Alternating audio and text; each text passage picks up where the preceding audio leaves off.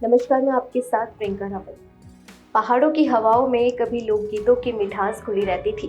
ढोल दमों की थाप पर लोग झूम उठते थे।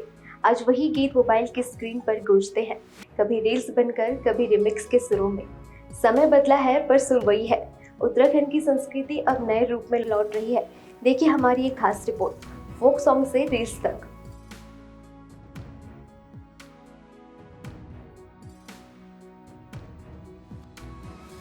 उत्तराखंड की पहचान यहाँ की सुंदर वादियों के साथ साथ इसके गीतों से भी है।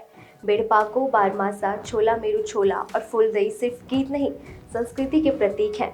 कभी इन्हें गाने के लिए चौपालों की जरूरत होती थी, अब मोबाइल कैमरा ही नया मंच है।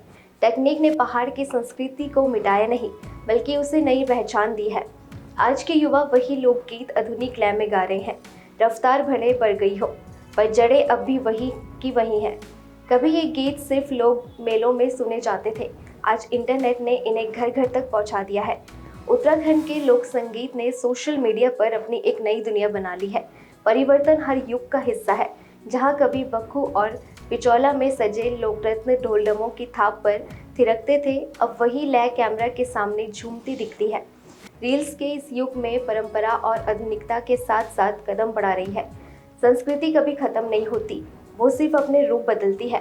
आज अगर लोकगीत सोशल मीडिया की भाषा में बोले जा रहे हैं, तो ये सिर्फ हार नहीं, उनकी नई यात्रा है। उत्तराखंड का हर सुर अब डिजिटल हो गया है, उसका एहसास अब भी मिट्टी से जुड़ा है।